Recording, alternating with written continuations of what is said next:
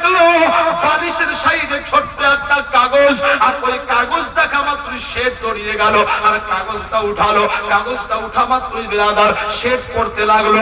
এইদিকে আপনার শেঠ পড়ে যায় আর তার চোখ দিয়ে আপনার জল ঝরে যায়। দিদি জিজ্ঞাসা করতে আছে কি লেখা আছে বলো না, মেয়ে জিজ্ঞাসা করতে আছে কি লেখা আছে বলো না।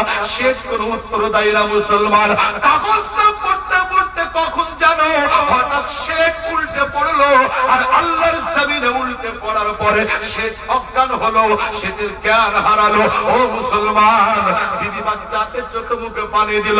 শেঠের জ্ঞান যখন হলো, শেঠ যখন জ্ঞানে আসলো, দিদি জিজ্ঞাসা করতে লাগলো কি হয়েছে বলো, কাগজে কি লেখা আছে বলো না।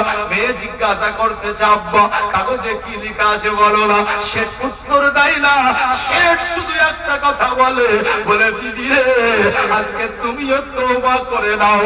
বলে ও মা আজকে তুমিও তওবা করে নাও, আর আমি আজকে নিজেও তওবা করে নেব। মুসলমান লেখা কি ছিল? যে লেখা পড়ে শেঠ অনবরত কান্না করতেছিল এবং আপনার শেঠ জ্ঞান হারিয়েছিল। শেষের বেলায় বলতে আছে বিবি আজ তুইও তওবা কর, আমিও তওবা করছি। নিজের মেয়েকে বলেছিল মেয়ে আজ তুইও তওবা কর। এ বেরাদার লেখা ছিল কি? এ কাগজে লেখা ছিল কি? আর এ মেহমান আল্লাহ ওয়ালা 13 বছরের বাচ্চা নিশি রাত্রিতে গেল কোথায়? মুসলমান দুটোরই উত্তর দিব ইনশাআল্লাহুল আজিজ। শুনবেন না বাবু উত্তর? কে কে শুনবেন হাত উঠিয়ে বলুন সুবহানাল্লাহ, হাত উঠিয়ে বলুন সুবহানাল্লাহ। এবার দুজন দেন 10-10 করে, আর যারা যারা হাত উঠেছেন সবাই দেন আপনার 1-2 হাজার করে, আর মাত্র দুজন দেন 10-10 করে। ইনশাআল্লাহ আমি উত্তর দুটোই দিয়ে যাব। বাচ্চা গেল কোথায়, কাগজে লেখা ছিল, ইনশাআল্লাহ দুটোই উত্তর পাবেন। 10-10 করে মাত্র দুজন ব্যক্তি। ঈদগাহের জন্য হচ্ছে না আপনার জি? ঈদগাহ মানে এটা মসজিদের হুকুমের অন্তর্ভুক্ত। যেমন মসজিদ এর হেফাজত করা মুসলমানদের জন্য জরুরি, তো ঈদগাহ এটা মসজিদের হুকুমের অন্তর্ভুক্ত। এখানেও আপনার মাশাআল্লাহ হেফাজত খুবই জরুরি। নামাজকে ত্যাগ করে আমরা গুনাহের জন্য তওবা করছি, অর্থাৎ আর এই কাজ করব না। আমরা আগামী থেকে একবারে পাবন্দির সহিত নামাজ আদায় করব। আল্লাহু আকবার। শেখ এই কথা বললো কেন?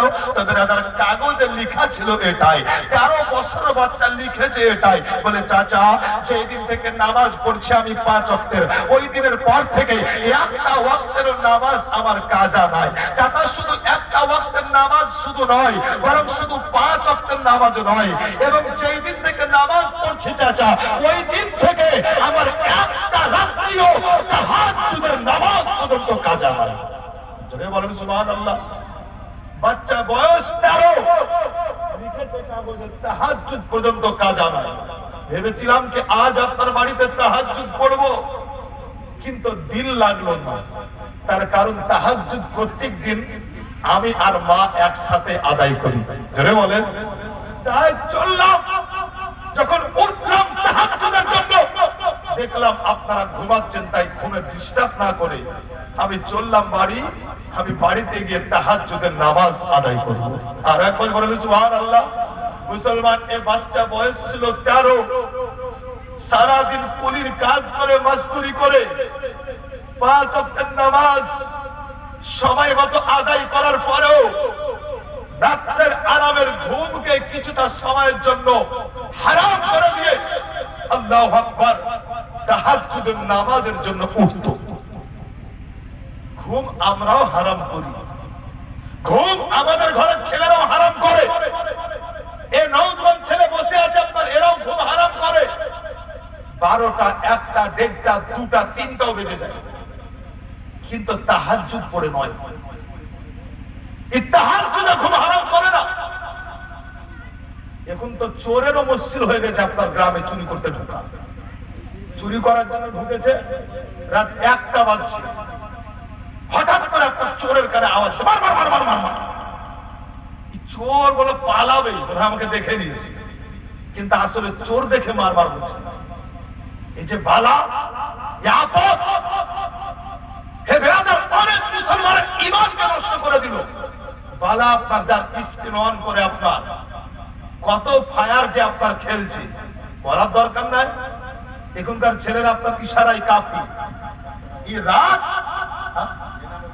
রাত আপনার 1টা 2টা 2:30 অবধি ব্রাদার মোবাইলে আপনার গেম খেলে, মোবাইলে অশ্লীল ছবি দেখে তো সবাই কাটিয়ে দেয়।